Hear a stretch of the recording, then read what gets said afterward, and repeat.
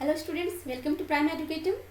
पिछले वीडियो में हम लोगों ने लाइट रिएक्शन की स्टडी की है, जिसमें हमने structure and function of chloroplast देखा। फिर हमने non cyclic photophosphorylation and cyclic photophosphorylation भी स्टडी कर ली है, और इसमें हमने केमी ऑस्मोटिक हाइपोथेसिस की भी स्टडी की, जेड स्कीम भी देखा। तो अब जो है वो हम लोग इस वीडियो में डार्क रिएक्शन की स्टडी करेंगे। उससे पहले मेरा introduction. My name is Sanjeev Kumari. I have more than 7 year of teaching experience in educational field. आइए आज का टॉपिक स्टार्ट करते हैं। देखते हैं इस टॉपिक में हम क्या क्या कवर करने वाले हैं। सबसे पहले हम लोग डार्क रिएक्शन देखेंगे, उसके बारे में डिटेल में स्टडी करेंगे। जो डिफरेंट स्टेजेस हैं केल्विन साइकिल की वह देखेंगे, ठीक है।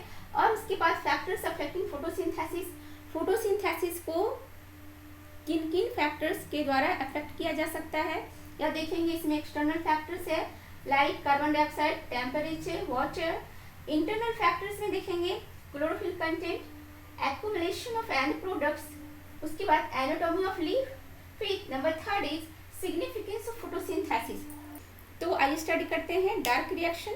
डार्क रिएक्शन में हम सबसे पहले देखेंगे कि इनको किन नामों से पुकारा जाता है। डार्क रिएक्शन को क्या कहते हैं? लाइट इंडिपेंडेंट रिएक्शन कहते हैं। लाइट इंडिपेंडेंट इसलिए कहते हैं क्योंकि डार्क रिएक्शन के लिए लाइट का होना बहुत आवश्यक नहीं है। लाइट ना भी हो तो भी फूड सिंथेसिस की प्रोसेस होगी ही, इसलिए यह क्या है, पूरी तरह से लाइट से इंडिपेंडेंट है, इसलिए इसका नाम क्या है, लाइट इंडिपेंडेंट रिएक्शन।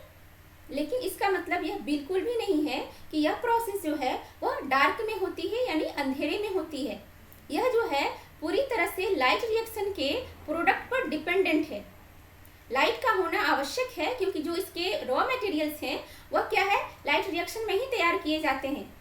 इसे केल्विन साइकिल भी कहते हैं। इसकी डिस्कवरी मेल्विन केल्विन नामक वैज्ञानिक ने की, उनके नाम पर ही इसे केल्विन साइकिल कहते हैं। इसे C3 साइकिल भी कहते हैं। C3 साइकिल इसलिए कहते हैं क्योंकि इसमें जो फर्स्ट स्टेबल प्रोडक्ट है वह 3 कार्बन की बनी होती है, PGA, यह फॉस्फोग्लिसरेट जो कि 3 कार्बन की कंपाउंड है, इसी के नाम पर इसे C3 साइकिल भी कहते हैं। और इसे बायोसिंथेटिक फेज भी कहते हैं। बायोसिंथेटिक फेज इसलिए कहते हैं क्योंकि इसमें ग्लूकोज की फॉर्मेशन हो रही है, यानी कि फूड का निर्माण हो रहा है, इसलिए इसे बायोसिंथेटिक फेज कहते हैं। डार्क रिएक्शन में क्या होता है कि CO2 का रिडक्शन होता है, ग्लूकोज की फॉर्मेशन होती है। यह रिडक्शन प्रोसेस जो है यह एंडोथर्मिक है, यानी इस रिएक्शन में हीट एब्जॉर्ब किए जाएंगे, इसलिए यह एंडोथर्मिक रिएक्शन है। और हीट प्रोवाइड कौन करेगा? हीट प्रोवाइड करेगा ATP। C6H12O6 के फॉर्मेशन के लिए कार्बन चाहिए और ऑक्सीजन चाहिए। कार्बन ऑक्सीजन तो यहाँ से मिल जा रहे हैं, ठीक है, लेकिन यह जो हाइड्रोजन है उसकी प्राप्ति नहीं हो रही है। तो उसके लिए क्या करते हैं, फोटोलाइसिस ऑफ वाटर की प्रक्रिया करते हैं, जिससे क्या होता है, ऑक्सीजन भी रिलीज होते हैं और हाइड्रोजन आयन की भी प्राप्ति हो जाती है। इससे इलेक्ट्रॉन को लेकर NADP को रिड्यूस करके NADPH बनाया जाता है। जो NADPH क्या करता है, रिडक्शन करके ग्लूकोज का निर्माण करता है। डार्क साइकिल के डिस्कवरी को लेकर एक बहुत ही इंटरेस्टिंग स्टोरी है, और वह स्टोरी यह है 1945 में जब सेकेंड वर्ल्ड वॉर हुई, तब मानव ने क्या किया, रेडियो एक्टिविटी का दुरुपयोग कर अपने लिए विनाश का हथियार तैयार कर लिया। यानी मानव ने क्या किया, मानव ने एटम बम का आविष्कार कर लिया और उसे यूज भी किया, जो कि बहुत विनाशकारी साबित हुआ। पर उसी समय मेल्विन केल्विन ने क्या किया कि रेडियो एक्टिविटी को भली भांति यूज करके विज्ञान को वरदान साबित कर दिया। उन्होंने क्या किया, रेडियो एक्टिविटी का यूज करके डार्क रिएक्शंस के फेज के जो स्टेप्स होते हैं वो उन्होंने दिया। इसके लिए उन्होंने क्या किया, रेडियो आइसोटोप ट्रेसर टेक्निक का उपयोग किया, ठीक है। इसमें उन्होंने क्या किया, एक इस तरह से कंटेनर लिया, उसमें ग्रीन एल्गी डाल दिया, जिसका नाम क्या था, क्लोरेला था। यहाँ उन्होंने कंटेनर में ग्रीन एल्गी, जो कि एक सेल की थी, यूनिसेलुलर एल्गी थी, उसे डाल दिया। उसके बाद इन्होंने क्या किया, इसमें CO2 डाल दिया। CO2 में इन्होंने जो कार्बन लिए वह C12 नहीं थे बल्कि C14 लिया। कौन से कार्बन लिए? C14, जो कि रेडियो आइसोटोप है, ठीक है, या C14 लिया इन्होंने। कौन सा कार्बन कार्बन यूज किया, U-C14 radio isotope of carbon. उसके बाद एल्गी के सेल को किल कर दिया गया और उसके क्लोरोप्लास्ट से केमिकल लिया गया और उसे ऑब्जर्व किया गया। तो ऑब्जर्वेशन जो थे कुछ इस प्रकार से थे। केमिकल को जो ऑब्जर्व किया गया, केमिकल के ऑब्जर्वेशन में मान लो 3 केमिकल मिले। 3 केमिकल में मान लो नाम क्या है, A, B, C। तो यह जो A, B और C यह केमिकल है, उसको कुछ समय अंतराल पर ऑब्जर्व किया गया।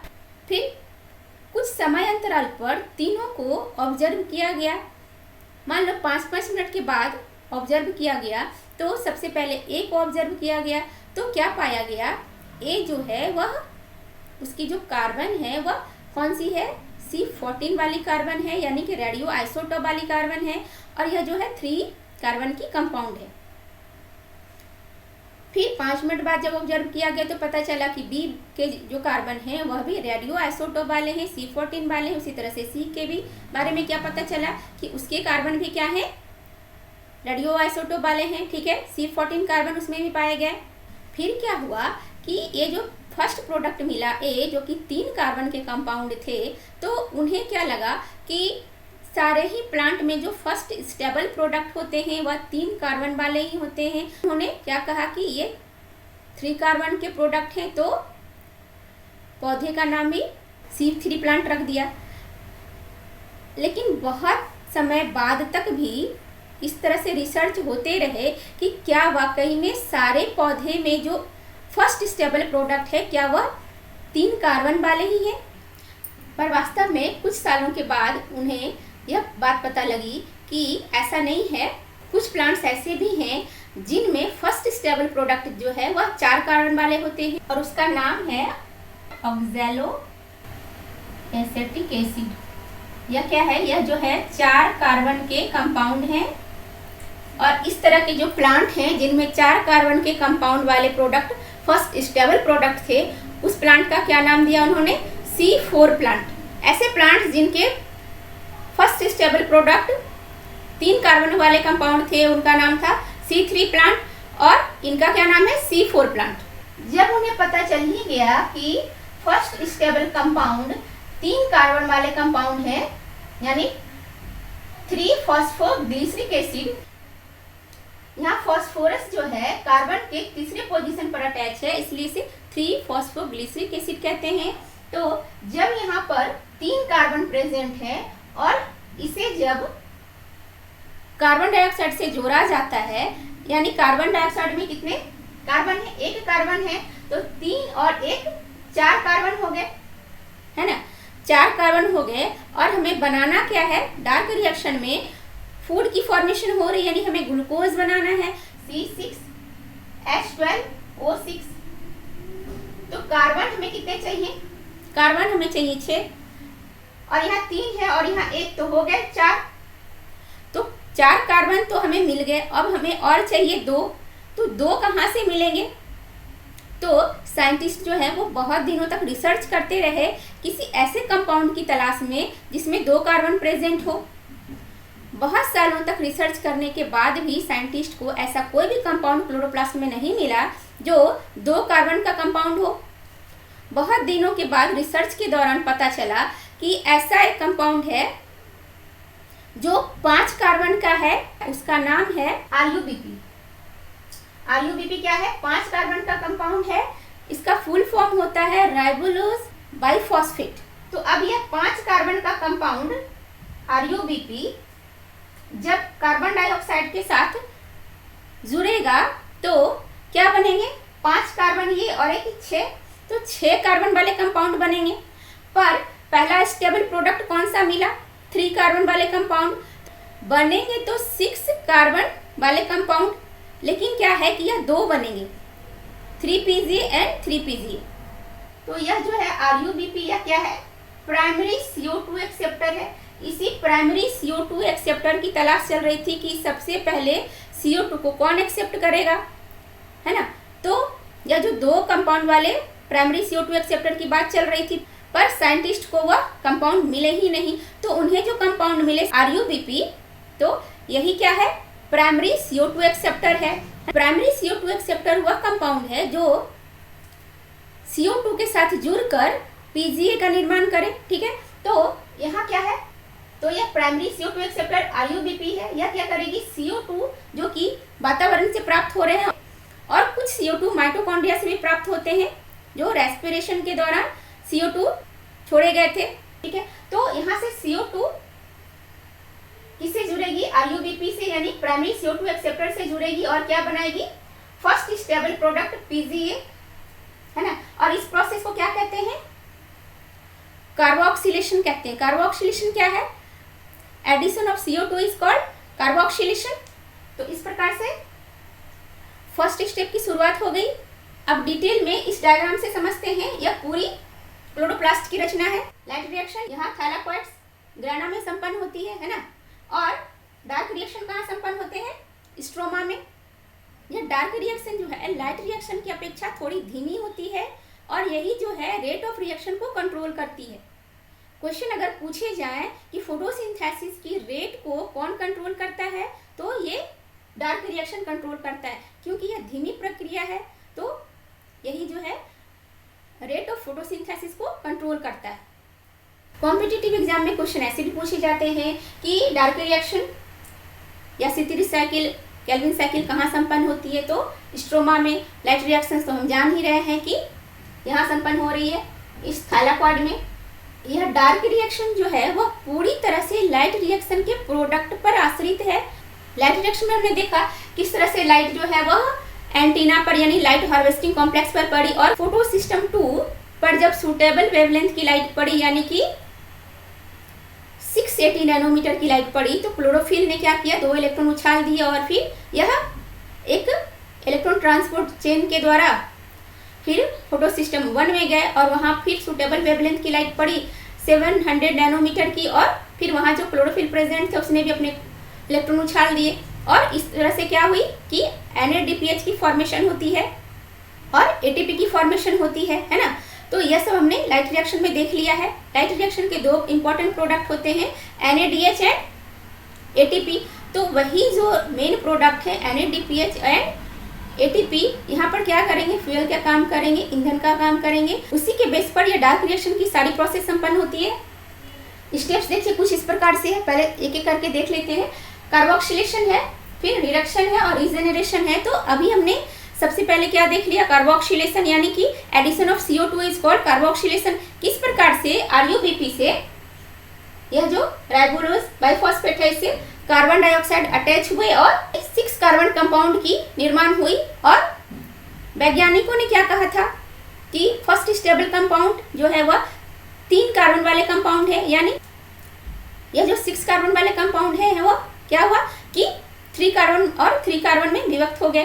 तो पहला स्टेबल प्रोडक्ट PGA मिल गया। ठीक है, 2 PGA मिल गया यहाँ से। तो यह प्रोसेस जो है यह क्या है, कार्बोक्सिलेशन है। यहाँ जो हम देख पा रहे हैं कि फर्स्ट स्टेप क्या है, कार्बोक्सिलेशन। इसमें राइबोलोज 1 बाइफॉस्फेट किससे जुड़ता है, CO2 से जुड़ता है जो वातावरण से प्राप्त हो रही है और क्या बना रही है, 3-फॉस्फोग्लिसरेट या 3-फॉस्फोग्लिसरिक एसिड, दोनों एक ही बात है। और उसके बाद जो सेकंड स्टेप है, कौन सी स्टेप है, रिडक्शन की स्टेप है। रिडक्शन हम क्या जान रहे हैं कि यह CO2 को रिड्यूस करती है ग्लूकोज में, यानी कि यह एंडोथर्मिक प्रोसेस है और इसमें ATP की खपत होती है, यानी ATP लगेंगे इसमें। थोड़ी सी ऑर्गेनिक केमिस्ट्री की बात जान लें कि जब एसिड का रिडक्शन होता है तो अल्कोहल बनता है ना। तो हमें बनाना क्या है, शुगर बनाना है। शुगर क्या है, अल्कोहल है। तो यहाँ पर हमें क्या प्राप्त हुआ, 3-फॉस्फोग्लिसरिक एसिड या 3-फॉस्फोग्लिसरेट। तो यह क्या है, एसिड फॉर्म है ना। तो अब बात यह आती है कि रिडक्शन करेगा कौन, एसिड से अल्कोहल बनाएगा कौन, तो यह काम कौन करेगा, NADPH करेगा। इसी काम के लिए तो लाइट रिएक्शन में इसे तैयार किया गया था। याद कीजिए, फोटोलिसिस ऑफ वाटर में वाटर को तोड़ा गया था, हाइड्रोजन आयन एंड ऑक्सीजन में ऑक्सीजन लिबरेट हो गए थे और हाइड्रोजन आयन NADP+ से जुड़कर रिड्यूस हो गया था। अब यह क्या करेगा कि यह इस एसिड को रिड्यूस करेगा। ठीक है, तो एसिड को रिड्यूस करके क्या बनाएगा, अल्कोहल बनाएगा, यानी कि ग्लूकोज की फॉर्मेशन होगी।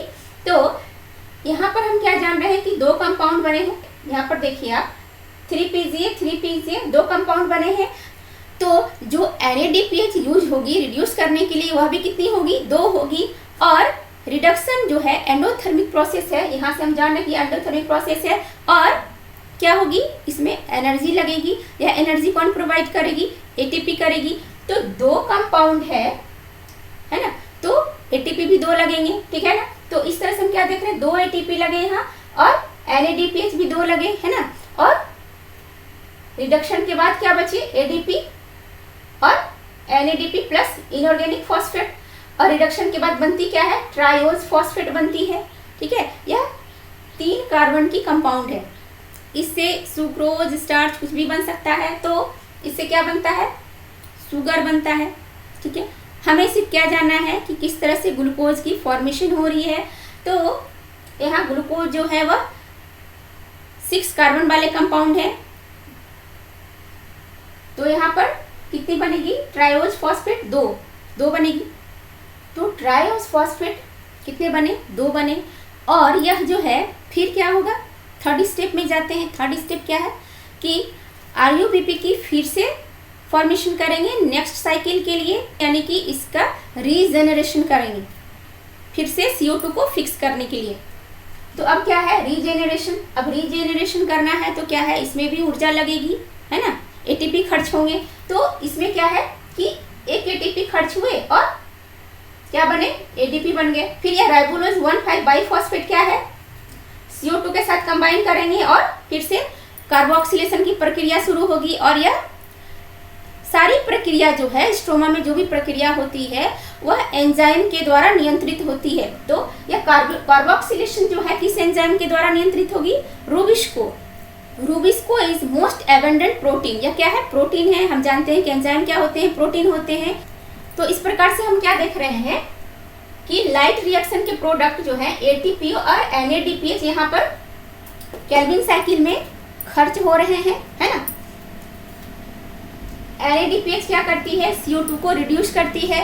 और जहाँ भी एनर्जी की जरूरत है वह कौन प्रोवाइड कर रहा है, ATP प्रोवाइड कर रहा है, ठीक है। एनर्जी की जरूरत कहाँ कहाँ है वह देख लेते हैं।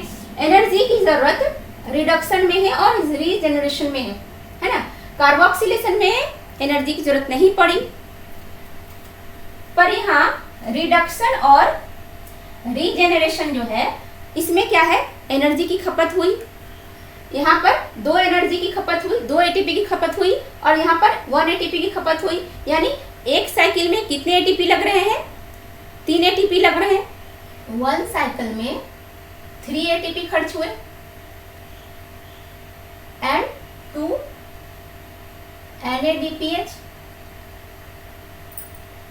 एक केल्विन साइकिल में एक CO2 फिक्स होता है। क्या होता है, एक साइकिल में एक CO2 फिक्स होता है। तो एक ग्लूकोज को बनाने में कितनी बार केल्विन साइकिल चलानी होगी, 6 बार, ठीक है। यह साइकिल 6 बार चलेगी तब जाके एक ग्लूकोज की फॉर्मेशन होगी। और मैं आपको थोड़ा सा हेल्प कर देती हूँ, इसे याद कैसे रखेंगे। इससे हम क्या जान रहे हैं कि एक केल्विन साइकिल में 3 ATP खर्च हो रहे हैं, 2 NADPH और 1 कार्बन डाइऑक्साइड फिक्स हो रही है। तो अब ग्लूकोज में 6 कार्बन है, ठीक है ना। तो 6 कार्बन है, 1 कार्बन फिक्स करने में इतनी प्रोसेस हो रही है ना, एक साइकिल चल रही है ऐसे, तो इतने खर्च हो रहे हैं। और अब इसको क्या करेंगे, 6 से मल्टीप्लाई कर देंगे, है ना। जब इसे हम 6 से मल्टीप्लाई करेंगे तो कितने ATP हो गए, ATP हो जाएंगे। तो ATP हो जाएंगे 18, है ना, 18 ATP। NADPH कितने हो जाएंगे, 6 से मल्टीप्लाई करने से 12 NADPH, है ना। और कार्बन कितने हो जाएंगे, कार्बन 1 × 6 कार्बन, ठीक है। तो एक ग्लूकोज के फॉर्मेशन में 18 ATP खर्च होते हैं, 12 NADPH खर्च होते हैं और 6 कार्बन की कंपाउंड बनती है ग्लूकोज। इस प्रकार से हमने देखा कि एक CO2 को फिक्स करने के लिए एक बार साइकिल चलानी पड़ती है यानी एक ग्लूकोज की फॉर्मेशन के लिए कितनी बार साइकिल चलानी होगी? 6 बार। ठीक है, इसे देखकर थोड़ा सा कॉम्प्लिकेटेड लगता होगा समझना कि केल्विन साइकिल को समझना थोड़ा सा मुश्किल है, पर मैं बहुत इजी वे में एक बार इसका क्विक रिकैप करवा देती हूँ। डार्क रिएक्शन के जो 3 स्टेप्स हैं वह है carboxylation, reduction and third one is regeneration. तो सबसे पहले क्या समझते हैं? कार्बोक्सिलेशन। कार्बोक्सिलेशन क्या है? Addition of carbon is called carboxylation. तो आरयूबीपी में क्या हो रही है? CO2 की एडिशन हो रही है और क्या बन रहे हैं? PGA बन रहे हैं। और ये कार्बोक्सिलेशन की जो प्रोसेस है वह किस एंजाइम के प्रेजेंस में हो रही है? Rubisco. Rubisco is the most abundant protein on the earth. Okay, तो यह रूबिस्को के प्रेजेंस में हो रही है। कार्बोक्सिलेशन की प्रोसेस के बाद बन क्या रही है? प्रोडक्ट। फर्स्ट स्टेबल प्रोडक्ट जो बन रहे हैं PGA या 3 कार्बन कंपाउंड है। पूरा नाम क्या है इसका? फॉस्फोग्लिसरिक एसिड या फॉस्फोग्लिसरेट भी कहते हैं। यह क्या है? 3 कार्बन कंपाउंड है ना। तो अब क्या करेंगे? Second step is reduction. Reduction में क्या होता है कि एसिड जो है वह रिड्यूस होकर के अल्कोहल बनाती है। हमें क्या चाहिए? फोटोसिंथेसिस के फलस्वरूप हमें क्या बनाना है? ग्लूकोज बनाना है, जिसे शुगर कहते हैं। यह क्या है? यह अल्कोहलिक फॉर्म है। तो यह जो फॉस्फोग्लिसरिक एसिड है इसकी रिडक्शन होगी, तो एसिड की रिडक्शन के बाद क्या बन रहे हैं? अल्कोहल बन रहे हैं। तो अल्कोहल बनेंगे ये ट्रायोज फॉस्फेट। यह क्या है? शुगर है। शुगर यानी यह अल्कोहल है। तो इसकी रिडक्शन होती किस प्रकार से है? इसकी रिडक्शन करेगा कौन? रिडक्शन करेगा NADPH, जो कि लैक्टिक रिएक्शन से आया है। इसी काम के लिए तो आया है। हमने क्या देखा कि CO2 का रिडक्शन क्या है? यह एंडोथर्मिक प्रोसेस है। इसका मतलब यह है कि इसमें एनर्जी की रिक्वायरमेंट होगी, इसमें एनर्जी लगेगी। तो यहाँ पर एनर्जी प्रोवाइड कौन करेगा? एनर्जी ATP प्रोवाइड कर रहा है, तो ATP भी लगेंगे यहाँ। ATP फिर क्या बनाएंगे? ADP की फॉर्मेशन होगी और इनऑर्गेनिक फॉस्फेट की फॉर्मेशन होगी। NADPH जो इसे रिड्यूस करेगा वह रिड्यूस करके क्या बनाता है? NADP प्लस बनाता है, यानी कि यहाँ से हाइड्रोजन यहाँ से हटा रहे हैं, यानी रिमूवल ऑफ हाइड्रोजन क्या कहते हैं? Removal of hydrogen is oxidation. तो यहाँ पर ऑक्सीडेशन हो रही है और यहाँ पर रिडक्शन की प्रोसेस हो रही है। ठीक है, तो रिडक्शन के बाद इस एसिड का रिडक्शन के बाद क्या बन रहा है? यहाँ पर अल्कोहल बन रहा है, शुगर की फॉर्मेशन हो रही है। दैट मीन्स यह ट्रायोज फॉस्फेट क्या है? शुगर है। ये 3 कार्बन कंपाउंड है। हमें बनाना क्या था? शुगर ही तो बनाना था हमें। हमने क्या किया कि एसिड का रिडक्शन किया, शुगर बना लिया, अल्कोहल। ठीक है, अब क्या है? यह एक साइक्लिक प्रोसेस है, यानी यह साइकिल चलती रहनी चाहिए, है ना। तो इस साइकिल को चलाने के लिए क्या है कि कुछ शुगर नीचे आ गए और कुछ ऊपर चले गए। आरयूबीपी को बनाने के लिए, इसको बनाने के लिए तो शुगर चाहिए ना। आरयूबीपी बनेगी तभी फिर कार्बन का फिक्सेशन होगा एंड कार्बोक्सिलेशन की प्रोसेस होगी। तो इसके लिए क्या है कि रीजेनरेशन की प्रक्रिया है। तो रीजेनरेशन किसके लिए? आरयूबीपी के फॉर्मेशन के लिए। ठीक है, तो इस रीजेनरेशन की प्रोसेस में क्या है कि ATP लगेंगे। ठीक है ना, ATP खर्च होगी यहाँ पर। तो ATP यहाँ पे क्या बना रही है? ADP बना रही है और इनऑर्गेनिक फॉस्फेट बना रही है। यहाँ पे एक ATP की खर्च हुई। फिर यह चक्र चलता रहता है। एक ग्लूकोज के बनाने में 6 केल्विन साइकिल चलेगी। ठीक है, में एक केल्विन साइकिल में 3 ATP की रिक्वायरमेंट है। 3 ATP कहाँ खर्च हो रहे हैं? 2 ATP यहाँ खर्च हो रहे हैं। ठीक है, क्योंकि यह 2 कंपाउंड है, तो 2 कंपाउंड को रिड्यूस करने के लिए 2 ATP की जरूरत है ना। यहाँ पर 2 ATP की जरूरत है और जब बनेंगे तो 2 ADP भी, और यहाँ पर 2 ATP की जरूरत है, और जब ADP में बनेंगे तो यह भी 2 बनेंगे। ठीक है, तो हमने क्या देखा कि 2 ATP यहाँ पे खर्च हुए और 1 ATP यहाँ पे खर्च हुए, तो कुल मिला के क्या 3 ATP खर्च हुए और 2 NADPH। 2 NADPH 2 मॉलिक्यूल यहाँ पर PGA की है, तो इसको रिड्यूस करने के लिए 2 NADPH की जरूरत है। तो इस केल्विन साइकिल में हमने क्या देखा कि एक CO2 की फिक्सेशन हो रही है, और यहाँ पर हम क्या करेंगे? 6 CO2 की फिक्सेशन कर रहे हैं, है ना।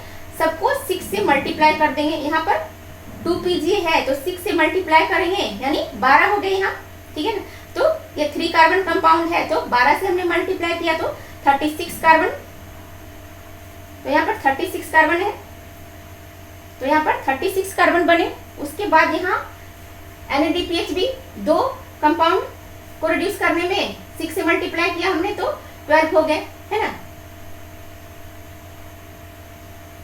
यह भी 12 हो जाएंगे। ATP भी 12 हो जाएंगे। दो कंपाउंड को रिड्यूस करने में 6 से मल्टीप्लाई किया 2 को तो 12, यहाँ 12 हो जाएंगे, फिर यहाँ भी 12 हो जाएंगे, ठीक है। तो इस तरह से क्या हुआ, ADP भी 12 बने। और यहाँ क्या हुआ, यह 3 कार्बन कंपाउंड है और यह ट्रायोज फॉस्फेट भी 2 बने। यह 3 कार्बन कंपाउंड है, तो यहाँ 12 से मल्टीप्लाई किया हमने और 36 कार्बन यहाँ से मिल गए। तो इसमें से 30 कार्बन जो है रीजेनरेशन के लिए ऊपर चले जाते हैं RUBP के फॉर्मेशन के लिए, और 6 कार्बन नीचे चले आते हैं जिससे ग्लूकोज बनते हैं। यह ग्लूकोज या तो सुक्रोज बनाते हैं जो कि ट्रांसपोर्ट में काम आते हैं, या फिर स्टार्च बनाते हैं जो कि स्टोरेज में काम आते हैं। एक बार इसे भी रिवाइज कर लेते हैं। इस प्रकार से जो NADP plus and ADP Calvin cycle में बनते हैं वह क्या होते हैं, फिर लाइट रिएक्शन में वापस आते हैं। फिर यहाँ से NADP प्लस NADPH बन के कहाँ चले जाते हैं, केल्विन साइकिल में। और NADPH कैसे बनते हैं, फोटोलिसिस ऑफ वाटर से। और यह ADP जो केल्विन साइकिल से निकलती है वह फिर लाइट रिएक्शन से होते हुए फिर ATP बन के यह केल्विन साइकिल में चली जाती है। और ATP की फॉर्मेशन कैसे होती है, ATP की फॉर्मेशन केमी ऑस्मोटिक हाइपोथेसिस में हमने जान लिया किस प्रकार से होती है। और तो यहाँ भी हम क्या देख रहे हैं, एक चक्र चलता रहता है, केल्विन साइकिल से NADP प्लस और ADP यहाँ आते रहते हैं लाइट रिएक्शन में, फिर लाइट रिएक्शन से ATP और NADPH की फॉर्मेशन होती है और यह केल्विन साइकिल में जाते हैं, एज अ फ्यूल यूज होते हैं, और फिर यहाँ से NADP प्लस और ADP की फॉर्मेशन होती है और फिर यह लाइट रिएक्शन में चली जाती है। इस तरह से यहाँ भी एक साइकिल चलती रहती है। इसके साथ ही हम लोगों ने डिटेल में डार्क रिएक्शन की स्टडी कर ली है, और अगले वीडियो में हम लोग पढ़ेंगे C4 cycle and factors affecting photosynthesis and significance of photosynthesis. तब तक के लिए पढ़ो, लिखो और लक्ष्य की प्राप्ति तक मत रुको। अगर मेरी वीडियो आपको अच्छी लगती हो, आपके लिए थोड़ी सी भी यूजफुल साबित हो रही हो, तो प्लीज़ मेरी वीडियो को लाइक, शेयर एंड सब्सक्राइब करें। जय हिंद।